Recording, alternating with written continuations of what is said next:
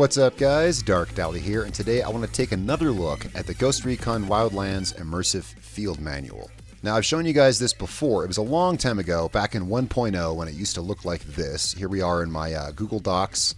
I wanted to go ahead and make another installment on this because so many changes have been made. Again, here's the last time I checked it. You know, the last time I did a video on this, here's what the change log looks like. Now here's the current field manual. Let's have a look at the change log, which I actually have to scroll over to get to. We're going to go through all the changes that have been made since version 1.x, because now we're on 3. We're in version 3 right now. There's a lot of changes that have been made, and it's a lot more extensive, and the information is a lot more inclusive. There's a lot more stuff here, a lot more comprehensive. That's the word I'm looking for. Now, what is the Recon Wildlands Immersive Field Manual? That's a good question.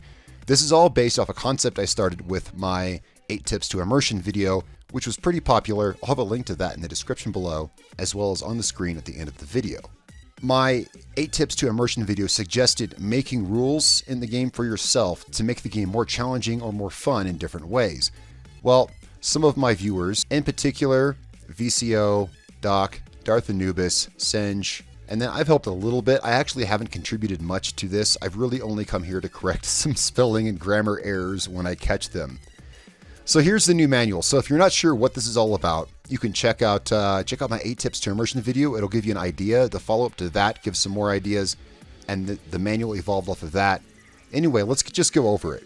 Let's go over it from scratch. Basically what it is, it's a new way to play the game, setting your own rules, limiting resources, like saying, you're not allowed to use your drone. You're not allowed to use rebel resources. You can only carry this much weight. And then, of course, each weapon is, like you can see over here, weights for ARs, weight for LMGs, etc. So we have weights we've decided upon for the weapons, as well as for various items, including gear right here. And then this is actually pretty self-explanatory. I know it looks complicated. It's pretty self-explanatory. I just want to give a quick overview because we have already gone over this. Now this is all set up in like a spreadsheet format where I'm not real sure where to go here with this because version 3.0 brings so many changes from the last time I reviewed and showed the immersive field manual. Now we have 3 difficulties. How about this? How about we back up and we start there? We have 3 difficulties now you can play the game at. Infantry, Ranger, and Operator. Now, why have 3 pages of the same spreadsheet? The reason is because this is a spreadsheet and it's made for you to make your own copy. It says right here at the top, you can make your own copy of this document by clicking File, Make Copy. So if I go to File, Make a Copy, I can copy this to my own Google Drive, and then I can edit this and fill this out. And all of these fields here would calculate correctly. For instance, here's my copy I made. Now I made this of 1.0. Basically, 1.0, this original version, if you're familiar with it, is the same as Ranger difficulty in the new one. So what they've done is they've done something very cool. They've updated it completely and overhauled it, but allowed you to continue using your same loadout. If you used a loadout in version 1.0 like I did, the new version doesn't completely change it. It's just that what was 1.0 is now the medium difficulty, and they've added difficulties around it. Infantry being easier, and here's the Operator being harder. So for now, let's just check out this. Here's mine that I filled out. I decided my character wanted to use, well, let's see. I have it all filled in. I decided he was going to use the 805 Brin. We look over here. I see his weight is 8. So I would put 8 up here, weight of primary weapon. I decided the attachments I wanted was an ACOG. I believe this field was blank. I just filled that in, ACOG, so I knew what. Then I type 1 here on I decided I wanted a range finder, weight 1. It adds it up for me. It adds it up to 10. Same down here with the secondary weapon. There's references for all this stuff. Again, it is much more user-friendly and self-explanatory than it looks. Once you get down here to the bottom, this field right here where my mouse is circling, this adds it all up. Total overall weight, 49. Last I checked, most all of this math actually works out and adds up correctly. That's why, let's go back to the new one. I'm just showing you mine. So here we have the new one. And in the new one, we have different difficulties. The difference mainly being weight limitations. The infantry can carry more, has more room for skills, etc.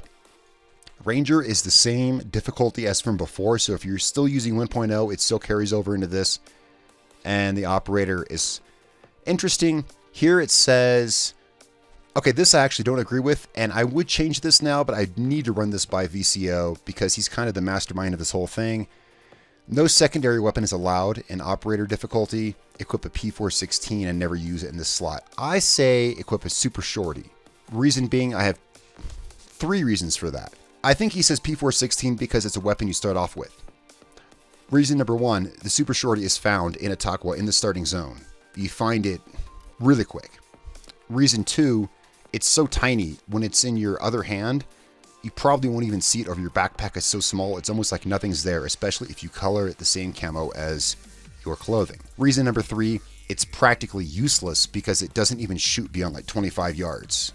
So I'm going to go ahead and say, I do need to run this by v3.0, I say run a super shorty, but whatever you choose, you just put a placeholder in your secondary hand. You don't use it. Operator difficulty only uses 1 weapon, and there's a stricter weight limit and stuff like that. Speaking of which, let's go ahead and check that out now. I think I've gone through this enough. See, the problem is all this kind of works together and makes it hard to explain. So let's look at the first page. The first page is the briefing. I don't need to read this to you. This is the briefing. It kind of puts you in the mood, kind of sets the mode for RP and whatnot in Wildlands. Rules and guidelines. This is the main thing you want to go over first.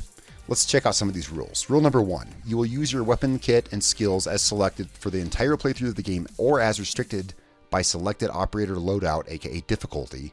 Skills occur once you begin Kingslayer phase and only once in Kingslayer phase. Now, what does that mean? What that means is when you start, if you decide to do the immersive field manual, you decide you want to play this immersive kind of style playthrough with rules that you set and weight limits, etc., you choose a loadout. For instance, this is the same kind of thing that we do in our streams we do every week. My character has a strict set loadout. He uses the 805 Brin, the Vector 45, and the P227. Those are his weapons. He never ever changes them. When you decide you want to play with the immersive field manual, you want to roll a new character, you want to start over using these set rules right here. And what you want to do is, the first thing you want to do before you start any missions, go ahead and get your loadout set up. Which means, yes, running around at level 1 with crap weapons around the map and getting your weapons. That's the that's what I'm referring to this right here. Right here, it says Kingslayer phase. The first phase is, yeah, right here, during the kit acquisition phase. Yeah, that would be the first phase. So when I roll my new character, I decide, okay, I want to play this immersive rules. The first thing I do is I create a new character, and I go around the map getting my weapons. Now we have a handy little intel section here in this tab right here. Little intel section. This tells you what weapons and attachments are in which zones.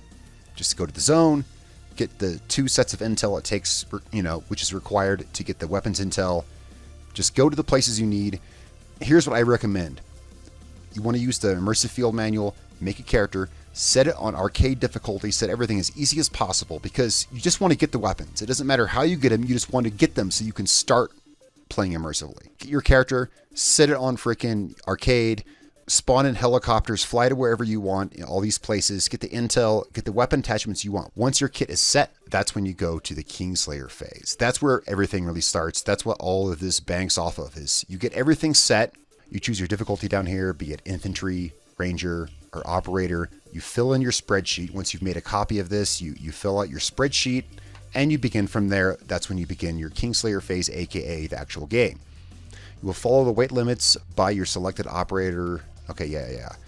Loadout, aka difficulty. Carefully study the limitations and consider its effect. Okay. Yeah, this is usually the kind of changes I make. So permit me this one little thing. I kind of do these as I go along. Let's, yeah, I'm mostly the grammar guy. There we go. Consider its effects on your playthrough. Oh, geez. Come on, guys. Not to like, I'm just saying. There we go. Consider its effects on your playthrough. Okay, I need to do some more grammar checking here. Not through previous game experience, but from... It's okay. It was typed quickly, obviously. It's okay. But from the perspective of the operator who has landed in country for the first time. Meaning, all of us, we've all beaten this game, and most of us have. We've all played this game. We try not to do this. If you guys watch your streams, you know that we try in our immersive streams not to use player knowledge. We try to use character knowledge. We try to, but sometimes we do break the fourth wall a bit. Sometimes we metagame just a little bit and we're like, well, I already know this base. I know the best place to shoot from is here. Try not to do that. We do that sometimes in the streams. It is kind of to benefit the stream, really, to be honest, because you want to watch something that's good and interesting. You don't want to watch us dying. But when you play immersively, try not to use the knowledge you've accumulated throughout your time playing the game. Try to remember that you're playing in the mind of a character, of a person who's just landed in Bolivia and does not know the terrain or anything like that. Okay, you will only use helicopters and planes when required in your mission, not for traveling between regions for frivolous reasons. I like how he says that, for frivolous reasons. That's something I always did in the game anyway. And we do adhere strictly to that in our streams. Yep, we drive everywhere by car, and yep, it can get a bit tiresome and whatnot, but it's important to keep in character and remain undercover. You must remain invisible to the public and the enemy. Stealing helicopters is one surefire way to get noticed and tracked by the enemy. The rare tactical insertion is allowed by plane. So there's that. There's sometimes you're just required to fly a plane or a helicopter or whatever, or it's just like when in our immersive streams, and I'll have a link to Martin's Twitch channel, which is where we stream them at. I'll have a link to that in the description of this video. There was one time we were doing El Cerebro, I believe it was, in Caimanes. He's the Caimanes guy, right? Yeah. When we were extracting him, it's a big fortified base. It's totally fenced in, and there's a helicopter right there. We did have a small debate about it on the stream, but we did choose to use the helicopter for extraction because by the time you grab El Cerebro, unless you clear out the entire base, you're being hunted, there's alarms going off, etc. You've got the guy in your arms, there's a helicopter right there. That's cool, that's allowed. Just don't use them for frivolous reasons. Again, avoid contact with the locals as much as you can, etc. We'll talk about clothing here in a second. I want to keep this video a little short. Avoid main roads. Basic kind of stuff to really immerse yourself in the game. Read through this yourself. There's a lot of good rules and stuff here. Now, this is one thing some people have wondered. FLIR, it stands for forward-looking infrared. I believe it's actually a brand name of a manufacturer that makes infrared or thermal vision. But regardless, that's what it stands for. So when he says FLIR, it means thermal vision, if you're curious. I've had some people ask me that. All right, so down to the difficulties. Right here, you can see the difference between the difficulties. In the stream, we're playing off of a Ranger difficulty because we made our characters based off of version 1.0 and there were no other difficulties. So that's what we're playing at. Operator difficulty is meant to be a little harder. It has 10 pounds less weight limit. And again, remember, your weapons, your vest, your helmet, your ghillie suits, whatever you want to take adds weight. So 50 pounds is a bit more restrictive, and it doesn't allow you to have a secondary weapon. See, weapon limit, primary and handgun. It doesn't allow a secondary weapon. Also has fewer skill allowances. Ranger difficulty, which we're using, lets us use 2 weapons. See, weapon limit none. It allows us to have 2 upgrades to our ammo. We can carry more ammo. Allows us to have 5 skills distributed throughout the throwables, the grenade slot, etc. And again, the stuff is actually pretty self-explanatory once you get in here. All right. So this has been improved a lot since 1.0. There's more information here. Guidelines, HUD guidelines have been moved to right here. So now when you go to your selected loadout, once you've made a copy of this, you can just fill this out. It's pretty easy. Fill out what you want based on what you're allowed to have. Here we have the quantified weapon stats. I went over this briefly in the 1.0 video, and I'll say again, these are representations of the length of the bars in the weapon stats screen. Now here's something interesting, build challenges. Consider this a branch off of your difficulty, because if you read through this, again, this is actually fairly user-friendly. Even though it looks like there's a lot of info on the screen, it's actually fairly user-friendly. If you look through this, you can see that it allows you to use any difficulty you want. Here's the operator difficulty limitations, again, which only allows you the sniper rifle and the handgun. Ranger difficulty limitations. So it's basically a more limited way, a more specific way to play your targeted difficulty. And this is really cool. Take the time to read through this. All right, guys, so I've taken enough of your time. That's a really good overview of everything that is presented within 3.0 version of the Wildlands Immersive Field Manual. There's a lot of really cool stuff here. If you haven't checked out my immersive video series and you're still watching this, then you really probably should. Go back, check out my 8 tips to immersion. It's a whole playlist. I'll have the link to it here. I'll have the link to the entire playlist in this description below. and follow it from there if it interests you. I did this because a lot of people have, well, this game has been out for a while. 10 or 11 months now this game has been out. People are getting bored with it. People have beat it several times. Some people have beat it and moved on to other games, and maybe moved on to other games from there. And then they see stuff like this, and it brings interest back into the game, and that's cool. Because, I'll tell you what, I've been playing the game since it came out, and I'm still having fun. Stuff like this can only help.